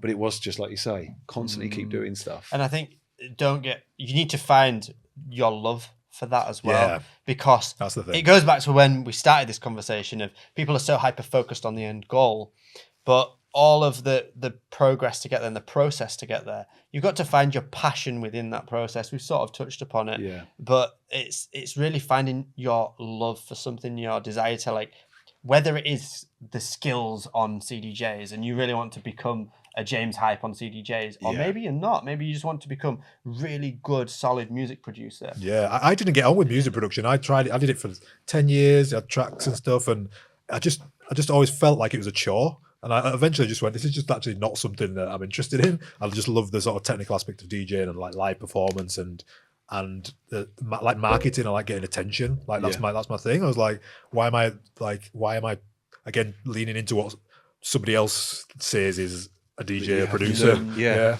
This is really interesting because this is very current right now, isn't it? There's a lot of artists that will say, you got to make music. Yeah. You got to make music and produce to be a DJ. And then there's others that are like completely proving that point wrong, that are just DJing and not even producing music, that are huge, through gigs and social media. Yeah. And do you think it's something that sits within different sounds, different sort of genres of different types of dance music? We always say it comes down to being sort of crystal clear of what you want, crystal clear, and being honest with yourself. Because again, we had some questions when we did a talk at ADE, and a lot of people are like, well, I don't want to be on social media, but can I still, perform on the biggest stages? I'm like, you got to be really honest and be like, Fisher or whoever, are they putting out loads and loads of content? Yes. So like, you've got to be like, if you want to be that, you just got to have a look at the people around that are doing the thing. Yeah. But if you don't want to be that, there's a huge other world of event DJs and local residents. Totally. Like we're friends with people in our local area that have got like 6-7 nights a week, making really good money. And you'll never see them. They never post anything, but they've grown a network over a number of years. They've got the connections. And there's a whole other industry out there, but you can't lie to yourself and be like, well, I still want to be at Tomorrowland. I just don't want to make any content. Like, it's like it doesn't really work like that. Yeah, there's totally. different pools now, isn't there? In the past, it was a DJ could just be a selector. Yeah. Very much so, and they are there to curate the dance floor and curate the music. And obviously, then you have artists who would go and DJ. And do a similar thing, but they make music as well. And now it's split into many things, like you said. So you've got creators, people that make content as a DJ. The DJing is the medium that allows them to make viral content, videos that do really well on TikTok. But they're not really interested in playing in clubs. Fish 56 Octagon's a great example. Yeah. It's like the guy just shows you a tune every day. Like, and that's... People have now realized that you don't have to do like fancy hooks and have 4K cameras and all that kind of thing. If you have a story, again, go back to like storytelling, it's like this track, I was here, I did this, and I fell in love with this, and I got it from this label, and like people follow along with that. And that was part of the love with him, because his knowledge of going, it was on that label, and and I remember this crazy night at that club with it. That's what people sort of fell in love with. That's a great example of like just being yourself. Yeah, totally. You don't have to eat Weetabix and be in a robe, but you can be yourself. I definitely couldn't eat Weetabix. Massive respect to him for that. I'm not up for trying it, I don't think either. But so before we continue, if you're watching this podcast, you're probably a dance music producer trying to break through. And that's exactly why we created the Toolroom Academy Production Certificate course. It's an online program that certainly changed the game in house music education. Over 3 months, we write a track together to a professional level. You receive professional A&R feedback and technical feedback along the way every single week, and you'll join a really supportive, genuine community of like-minded producers as well. Our students have gone on to get signed to labels like Toolroom, Armada, Spinning, Nervous, Solid Grooves. They've started DJing in boiler rooms and touring internationally. If that sounds like the next step for you, check out toolroomacademy.com for more info.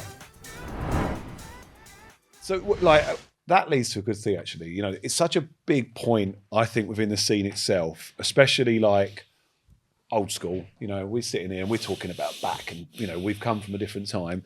But do you feel like you've got there's a bit of that divide? You've got a lot of old school DJs that saying, "Oh, the art's been lost. The actual art and craft of DJing has been lost. We're now reliant on technology. You know, that isn't real DJing. You know, it's not how it used to be." Like, what's your thoughts on that? You can't. It's tough because it's really hard to like see and get negative comments from people and just like really ignore it. But you've sort of got to understand the mindset of some people. Like the people that the people that comment things negative online, it seems insane to me in general. Yeah. They're stuck in a mindset that has not served them well over years and years, and they're trying to project that onto other people. And it goes back to when we were getting a lot of shit for when making stuff on controllers. You've really got to be sort of laser focused on like what it is that you want to achieve and your goal, and who is your audience. Like if you're 18 coming and playing drum and bass on TikTok, like what do you give a shit if a 50-year-old thinks you should be playing on vinyl? Yeah. Like who cares? That's not your audience. Yeah. And vice versa. Like why are you commenting on what like 20-year-olds are doing with music? Like it doesn't make any sense. Like go and speak to your tribe and your community. Like it feels insane. And it's interesting in it because if you post something on social media and you get 100 likes and one bad comment, you'll always be like laser focused on the comment, as opposed to 100 people that are like ride or die for you. But it is something that you have to, it's like a muscle. You just have to train yourself to understand that this is part of it. And how much do you actually like want it? Yeah, because it's part and parcel of the game, unfortunately. And the thing is, like the culture of DJing, of clubbing, like the culture of anything, it's going to evolve over time. Yeah, something won't stay exactly the same forever, will it? Right? No, it's going to evolve and change, but people get lost in periods of it from their connection, and they can't see anything else than that. And obviously, you know, and I do to a point, I really admire and respect the art, the original art form of where it started. But there's been development in I think if we paint a picture of art in general, so if we just move away from music for a minute, if we look at art, there's movements in art. There's changes throughout eras of how art is expressed. You've got things where traditional like Renaissance paintings are not very common anymore, but is that still art? Yes. But then we've also got, in today's age, digital art. And people that made those Renaissance paintings might think, digital art? Like, that's ridiculous. But, you know, we might look at digital art and that's amazing. That graphic design there is incredible. It really connects, you know. And then suddenly, the next wave, AI is making artwork. And people are using text prompts to generate artwork. And there's a pushback. Whoa, you know, that's not art because the tools have changed. And it just comes back to, like, the medium of how you output a creative or an artistic expression changes through eras, through life, through technology. And we have to kind of understand that it's all art. It's just different people's depiction of it. And the same goes in music. It's like, yes, there was one way of doing it, but now there is also another way of doing it. It's still, the fundamentals are still there, but there's also other things that can be applied to it as well. So going back to the education, we still teach in these DJ controller courses that we've got. I show people and teach people how to use their ears because we listen to music with our ears. We don't watch it. Yes, there's sync. Yes, there's visual waveforms. But I teach the method of covering those up, removing those, and training your ears. Now, you don't have to do that. Yeah. But I still teach it because it is a core foundation and fundamental of understanding how music works together, how it mixes together. And I always say this in the courses is that, yes, you're not going to go to a gig and start covering up all your BPMs and I'm too good for that, I don't need that. You're going to use them to your advantage. However, when it comes to mixing and EQing and knowing when to fade tracks in and out, there's not like a visual reference that tells you exactly when to do that. You've got to listen to the music and understand it. So if you build that foundation at the start of listening when things are in time, when they're out of time, and knowing how to amend and correct that, you're only training your ears to understand all those other things that come after it. And that just goes back to the medium of art. You have to understand like what an artistic output is. So if you're making a painting, you have to understand that it uses paints and a brush, and then created this. Yeah. You know, the paint and the brush just becomes digital when it comes to digital art. But there's a foundation there, an understanding of how you use a tool to create something. Yeah. So it goes back to DJing, producing, whatever. When it's art, the medium might change, but the foundation and the expression that sort of remains the same. Yeah. Yeah. That's Hopefully a fantastic answer. I really respect that. I think Yeah. you're still very much talking about the original foundation of it, the Again, original going art back- process, just developing. Going back to what we were saying, like people forget that it's about the audience. It's about who is receiving and listening to the music. Like the people in the audience don't care what you're DJing on. If you've just done an incredible loop, if you've just used turntables, if you just used a Flex 4 controller, as long as they love that song and they're immersed in it. They would do if you don't- videoed it, put it online. There'd be a lot of people. different audience.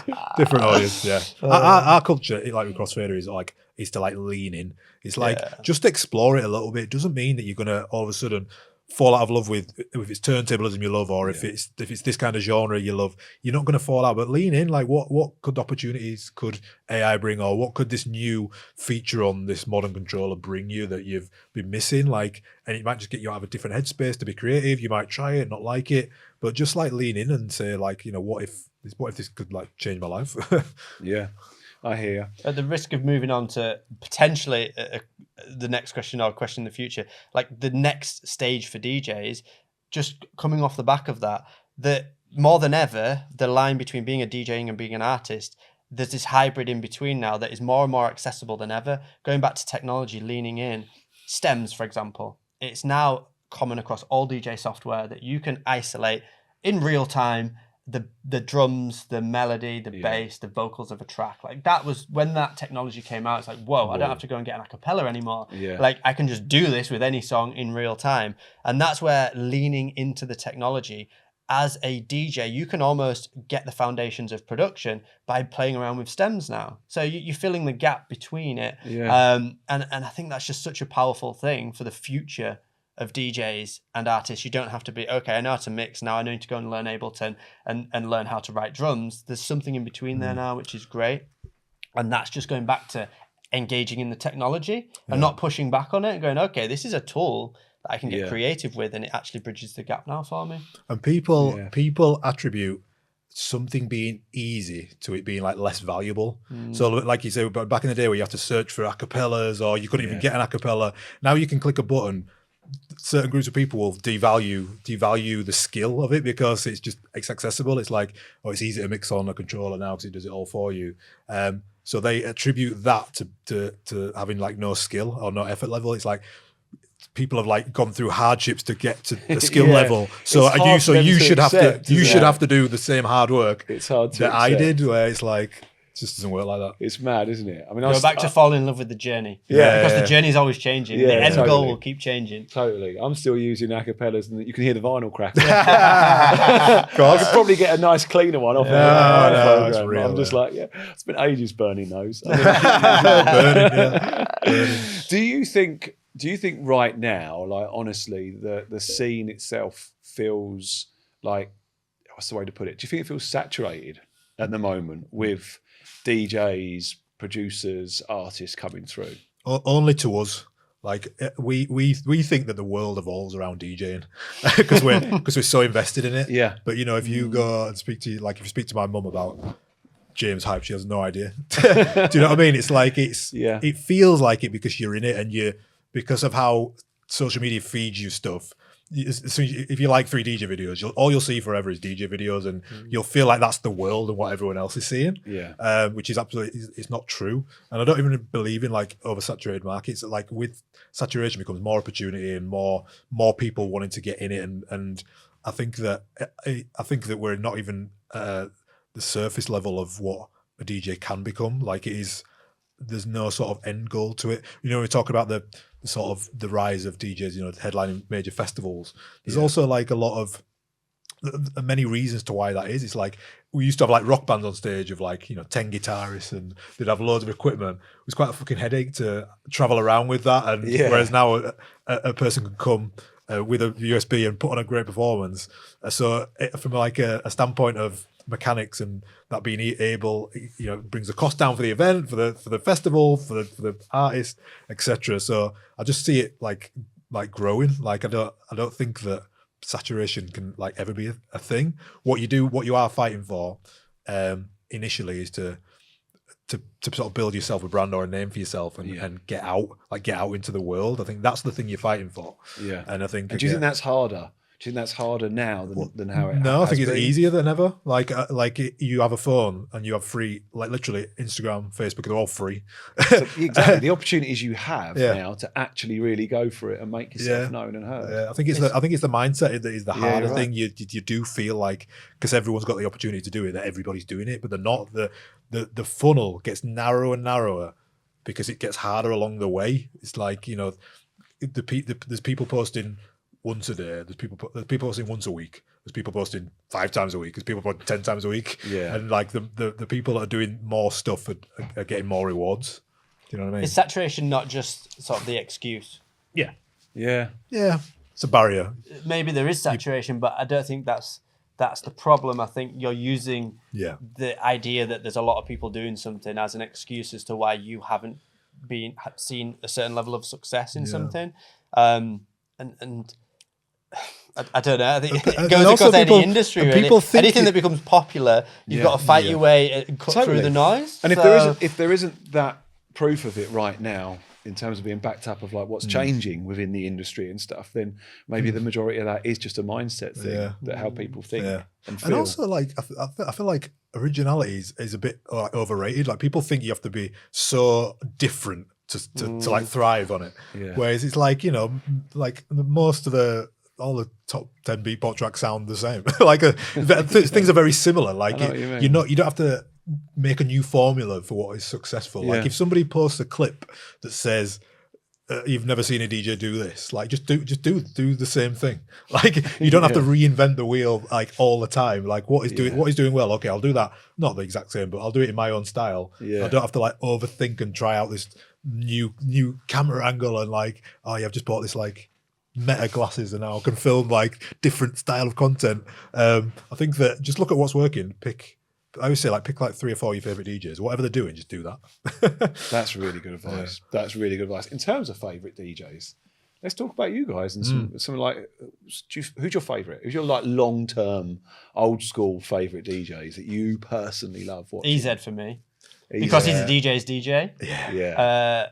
And still can like own a dance floor, control a dance floor, surprise you from a skills perspective. Yeah, so DJ EZ, and obviously UK and that garagey sound is like, I've got an affinity for that. So yeah, EZ. But when I started, I was very much for like a turntable world. I used to love that. I've found a love for like house music later in life, like the last 10, 15 years. But initially it's like there's DJ Craze, who is like an unbelievable turntablist, like Jazzy Jeff, DJ Craze, that kind of 2 turntables and like experimenting with music.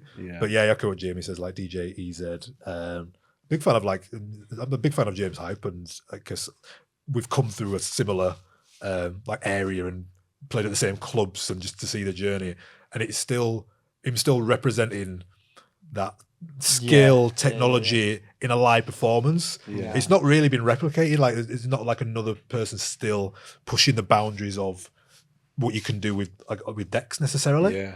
So from like I still see his experience as a resident DJ come through in his sets today. Of course you do, like, every set. Yeah, of course you do. You can tell that he's done the hours in the clubs to not many people. Totally. Fought for the attention. You don't just get success from nothing or from going viral, right? The proof's got to be in the pudding. Exactly. And as amazing as that is, as what he's doing, he's obviously actually playing amazing sets and rocking crowds to keep getting booked and to keep growing. Whereas like more recently, I found myself just being in love with the DJ for the music. Like my favorite artist at the minute is like, Josh Baker, Dossier, like that. I'm not necessarily looking at them for what technical skills they're doing. It's just like incredible music and putting together solid sets. Like there's a real art form to like putting together even at the biggest level.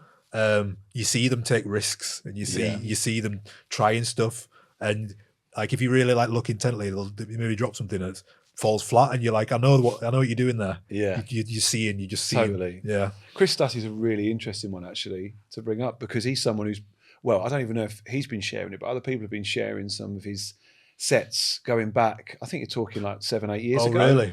Yeah, and there's some videos of him, and what you can see is the consistency. Sure. But tiny crowd. Right. Tiny crowd. Nice. And it's literally, I think it's him thinking at that time, camera in front of the mixer, pointing at him. It looks a bit different, styles are different. The music's still sort of in that same deep area, but it's slightly different where it's changed. But the consistency of the vibe he's giving off and what he's playing, and there's just like 20 people in front. It's like a terrace club somewhere. And you can just go, okay, you totally see it and go, that's just being pure consistency and being good. And then obviously using that experience, because where did he play recently? And he did crazy long set. Was it Warehouse Project? Oh, was it? Yeah, it was. Yeah, he did the whole 7 thing hours himself, or something. just 7 hours himself. And to keep a crowd going that long of that size, do you know what I mean? You've got to have some experience of putting the hours in before. A big skill level is sticking it out. Like, it's such a fundamental part of life, business. Just being there longer than other people are willing to last. Yeah. Will 9 times out of 10 get you to where you want to be. It's not necessarily like how skillful you are, how good you are. It's like, can you sustain it? How long can you sustain something for? Do you think that's like a real hard truth for people getting into DJing to realise as well? Because what you don't understand is, like, you've got to love it, right? And you've got to do it whether there's people there or not, and 100%. Love whether you've got an audience or not. And it goes back to that thing of you were saying about Chris Stussy and playing to 20 people. As a new DJ, you've got to love playing to 20 people and not look at it as like, oh, I deserve a bigger crowd than this. This is boring. It's like, well, what can you do with 20 people? Like, have fun with it. And if you don't love that, then it's probably not going to last, because you've got to just love the craft, or you're part of the craft. You've got to find the part of the craft that you love. You can see it in the video. You can see it in the video, the way he is on the decks and the passion for the music, and it literally looks the same. It's like someone's done like a before and after, and just someone's got a little bit older. A lot of when you see a lot of DJs exploding, like, rarely do people do it like a deep dive into the history, but there's always a story of 10,000 hours somewhere.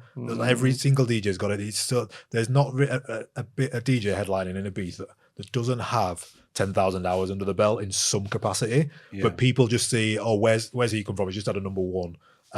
Where's he been plucked from? Like, how has this happened? It's super rare for that to happen. There's always a journey of somebody putting in the graft, or just like moving to Ibiza for 2 years, or not with no recognition, or there's always something that's underlying. Yeah, to how people don't know. Don't. It's the same with music producers, with everything. I think the majority, if we did a case study, the majority have been in it for a long time 100%. and been grafting, and probably had loads of kinks in that journey. Which is why change styles, change sounds, but then something's connected. Which is why the podcast medium is great, because you're starting to hear these stories. You're starting to get the big DJs on and listening to it, and you're like, I have no idea about that. Totally. What about some newer DJs right now? Are there any newer ones, or I'm underrated? A big fan people you think they're underrated? I'm a big fan of, I mean, it's huge now, Fred again. I'm like a huge super fan of Fred again, Yeah, just you are a because super fan. it goes back to that story angle. Of he's sharing everything, and he's just announcing shows, selling them It's out. unfiltered.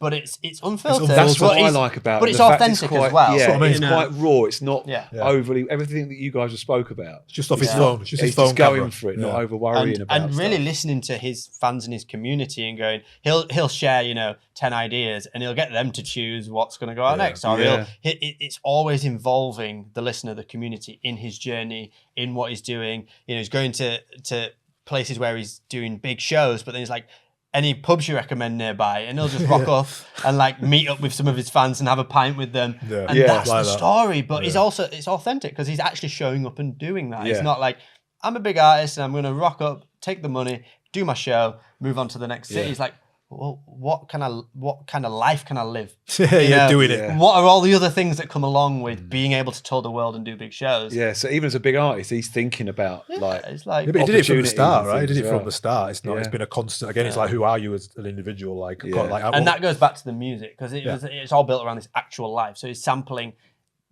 things off Instagram, places he's been, video clips he's taken, and ingesting that into, and being creative around those moments in life and making music around it. So that just builds that whole narrative and that whole story that expands, and that's who he is, and that's his brand. So yeah, I'm a big fan of that, and I love his music, but then also everything that comes with it as well. I agree. I do think he's big fan of, and he's been a great change and shift for it. What about like students that you guys have had? Yeah, we've had some like amazing like stories. That's like the ultimate like passion is like breaking through students, seeing them take opportunities. Yeah. So we've just come back from Rise Festival in the French Alps. We ran a DJ competition through summer to headline a show at the Rise Festival. A girl, we had 1,800 entries, which is a task in itself. What, as in like 1,800 mixes? Yeah, which is a task in itself. That's a lot of mixes to go through. It is. It is. I'll go through the filter process afterwards. But the sort of story is like, again, it wasn't like flashy. It was just an audio mix we sent through, and then we sort of whittled it down to a few people, and it was a video that this girl called Moonyin sent in that was just like super like authentic, down to earth. She took a chance. She was living in Australia, not much opportunity. She moved to Amsterdam, started getting a few like resident like gigs here and there, but sort of really trying.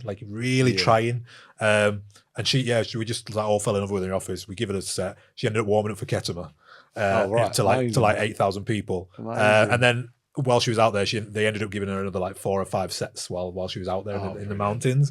So there's stuff like that, which is just like amazing. That's to like what a great opportunity you provided there for that competition. Yeah. That's wicked.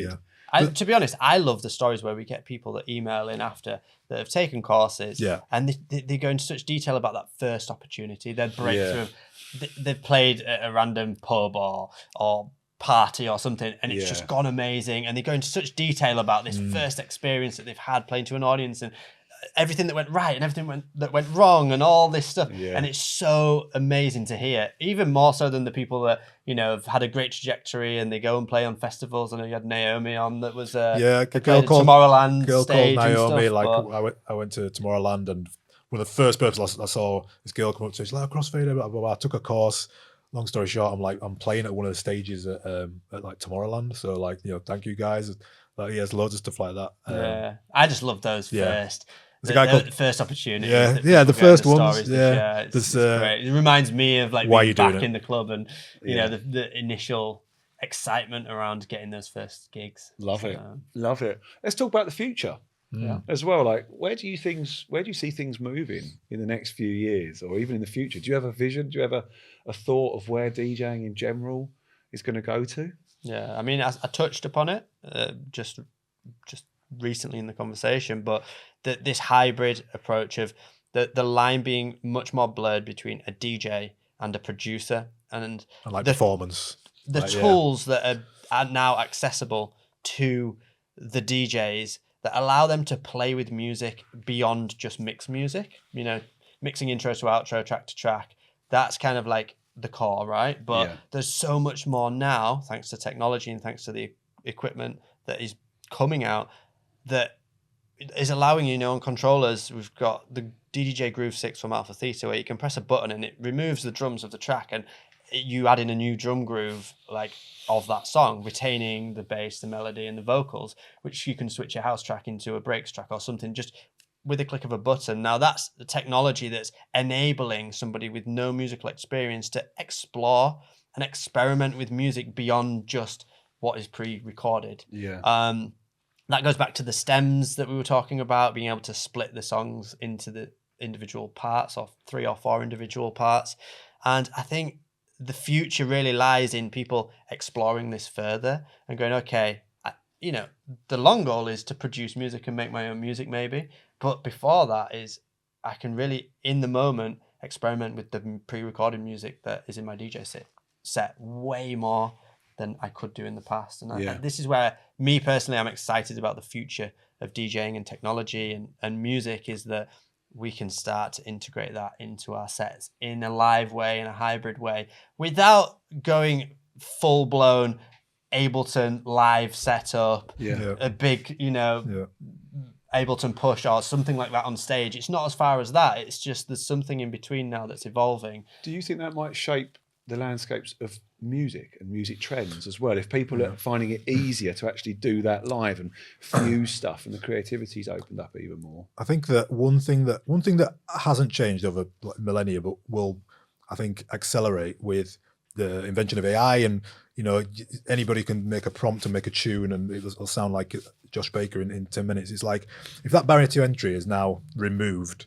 and more people are able to create or make music, or, you know, it's becoming quicker for you to learn to DJ. It goes into like, what is it that it goes to the stories, like, who are you as a person? Why should I follow you along for this journey that you're on? It's like, what makes you individual, and can you consistently just keep showing up for me as a fan? That's the thing. If all of the tools that were really hard to learn in the past have removed and everyone's on a level playing field, like who can like survive, who can outlast? But then, like, what is it about you that is individual? It goes back to the sort of storytelling. Like, why is it that I'm following you for the journey, as well as obviously complementing it with great music and great DJ sets? But, you know, what is it about the person? And do you see more when we talked about Chris Stussy and Kettimer, Josh Baker? They've all got their own individual blogs now. It's kind of come back. I think it disappeared for about 10 years, but the blog has come back because the vlog on YouTube, it's like you're following, you're understanding like what the favorite foods are, what they're drinking, and like you're seeing them in the studio having like hard times, and you're seeing them going to meetings, and how you can't really fake who you are throughout a full day. Do you know what I mean? You can come and do a press interview and be really shiny, but if you're having someone follow you around for 24 hours, it's like, I understand who you are, and I'm really invested in you now. Like, so that's never going to change, though, is it? That's the real story. That's who you are as the artist, as the DJ, the performer. That's who you are. So I think that's when people do get scared of technology advances and AI. I'm like, well, it can only do so much for you. Yeah, you know, the rest of it's still got to come from who you are and you connecting with people.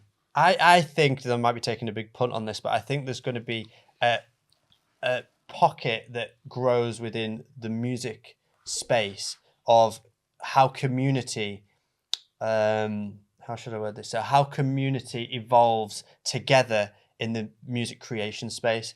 And what I mean by that is, because you were saying the barrier to entry to be able to create music is getting lowered and lowered and lowered, then actually the collaborative process between people who aren't musically trained and know Ableton inside out, they still have the ability to play with music. So to give an example, I can imagine in the future a way in which an artist would make a song, but then collaborate with their fans to create new versions of that song through prompting, through mashup, you know, technology, through combining bits of audio together. An artist could put out their stems to the world and say, use the technology that's out there to reinvent this that I've created, and it become more of a collaborative experience between them as a curator of their music journey and their listeners actually getting involved in not just the listening and not just the consumption of what's being put out, but actually the creation of that artist's journey. And I think there's going to be a shift. I don't know if it'll be in a year, 2 years, 5 years, but with technology, the consumer will become part of the creator process. Interesting. Might put some money on that. Yeah. Go to Paddy Power and put a tenner on it. It's a betting shop now, shall we? Quickly jump online. Talking about collaboration, we've obviously collaborated together. You guys worked really hard with Cal on a fantastic course that is starting to get the sort of DJ into producing as well. Yeah, for years as a brand, we've talked about closing the loop of a modern DJ and teaching them the fundamentals, getting them out of the bedroom, and then what's beyond that. And we've known that music production, making music, is the thing to do that. And we were trying to figure out an organic way to provide that opportunity. So we're not, you know, famous producers, and we're not music producers with any sort of standpoint in the industry. So we couldn't just like fake it. So we were like, how do we really align with somebody who is the number one at this? And that's obviously where we come across paths, and we've done stuff in the past. And on Mark and came down to do the podcast. Yeah, we sort of hit it off then, and it's been an evolving partnership. And it's like last year we launched DJ to Producer course, which starts of you having an understanding of how a DJ set works and how music is, and then it just gets you into like practical, as opposed to opening Ableton and going behind settings and setting up these templates. It's like, from a DJ standpoint, what do you need now? Like, you need edits to play in a club. You want to just get hands-on, remixing your own favorite tunes, and it's coming at it from a DJ's point of view of like, what is the next step you need now to take you to that next level, which we've talked extensively about in this podcast. And it was like, I think our most popular course last year. and it only It's had 2 months. fantastic. I honestly got to say, I think it's fantastic what you guys have done, and credit to you guys and Cal all working together for doing that, because it's such a wicked course for people to get into. So what's next for Crossfader? What's sort of on the horizon in terms of new things, plans that you can?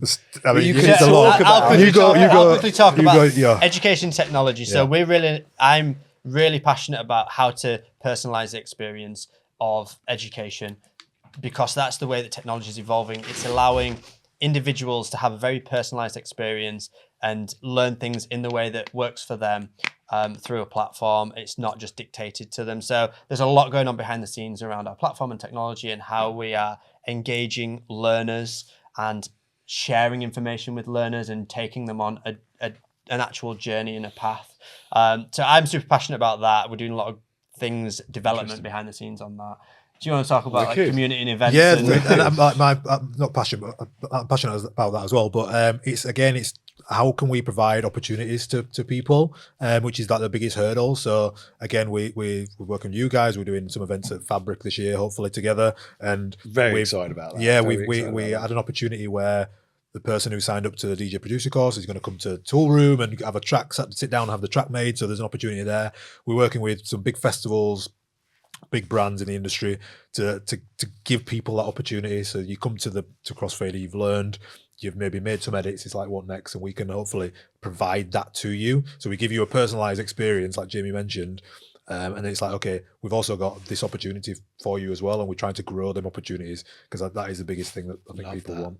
That sounds wicked, guys. Yeah. Really super exciting. I mean, you're obviously both really super passionate about helping people, education, and growing this, and where you can take it in the future as well. Yeah. As you guys are. Big respect.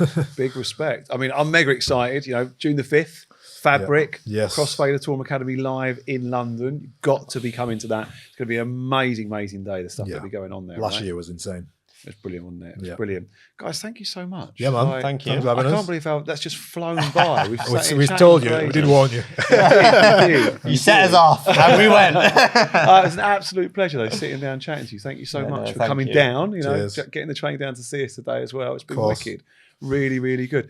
Make sure you follow the guys on socials. Jump on the platform. It's brilliant as well. The kind of tips and techniques, if you don't already know Crossfader, make sure you jump on there. And of course, if you're liking this, click the like and subscribe. Like and subscribe. It's got to be said, right?